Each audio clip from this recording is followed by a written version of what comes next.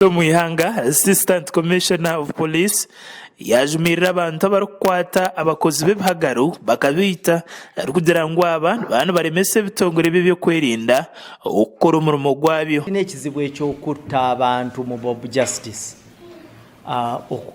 okutuusa ebibonerezo ku bantu ne mutaleka government kukola omulimu gwabwe.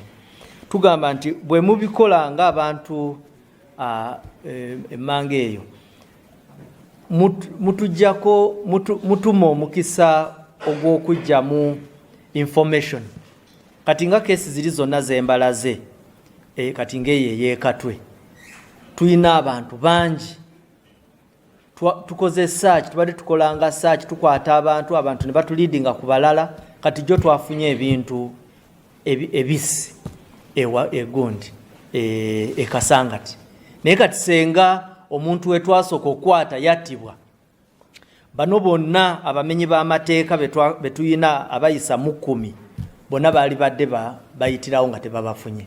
Muringo ngogumwe mugambizi wa polisi Muihanga yashoborera ngo ebitongore bibyo kwerinda nibishanga obuzibu bw'amaani by'abantu bikore bikwekweto barukwenda kukwata abantu barukuba bakozire ebihagaro konka abaturage bakerundana bakenda kubatera amabare. Twagala abantu batwale okulabula kwaffe ng'okukulu mu kumenya mu kwasisa amateeka naye n'okumakinga sure nti tusevinga obulamu. Rusoke yayongera yashoborera hanshonga ya police post C ezakingireho ari kugira ngo ebi byona bigendereye kutereza umurimo gwa polisi. Waliwo we twali tuyina abapolisi ng'osanga tuyina omupoliisi ogwo kati omupoliisi omu kankukubiremu ekifaananyi agenza okurespondinga ku scene emabega aleseeyaani anaggala station then n'ekirala okubeera n'omupoliisi omu ku police installation nakyo kiba kiteeka obulamu bwe matiga era ng'abamanyi emabega eyo waliwo abapoliisi abamu abatuusibwako n'obulabe so tuba tulaba nti okubeera n'omupoliisi omu ku station tekigasa naye tekitegeeza nti eyo tetujja kutuukayo tujja kutuuka ekiseera tusembeze poliisi okusinga ne weeri wano mu bantu eyo wansi. Ekitongole kya polisi okurabira omugambizi wakyo Rusoke Kituma cyayongera cyashoborera ngo bwahati bakine emibiri y'abantu babiri ahari abo abehirwa hansi yakasasiro muri Kitezi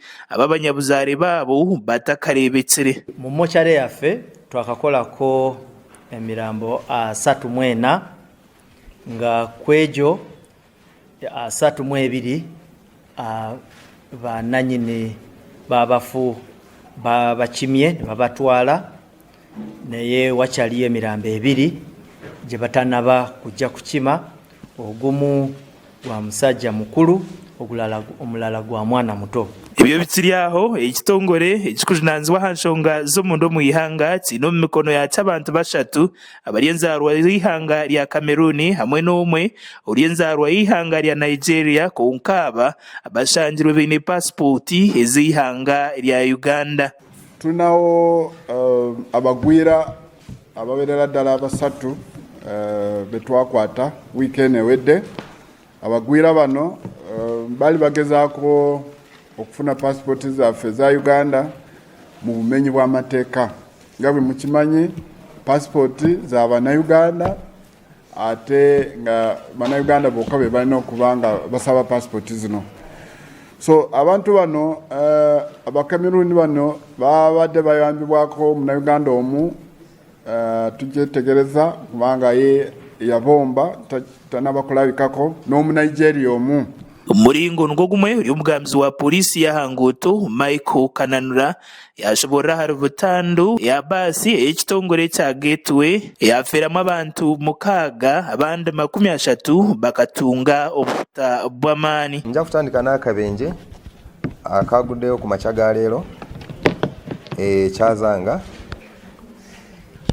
era abantu 6 be bafudde n'abalala 37 ne bakoseddwa mu kabenje akaguddeyo ku makyaga leero ku kifo ekyamanyiddwa nga Kirumba ku luguudo olw'e Masaka Mbalala mu district ey'Ekyazanga. Zino zaabadde ssaawa 10 ez'okumakya.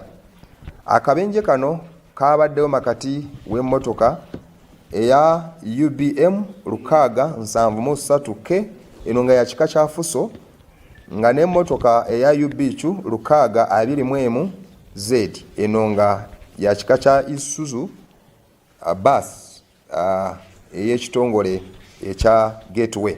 Makuru aga gashakwa Ronald Ngabirano abwa Sky TV ag'Enshonga muri Kampala. Thank you.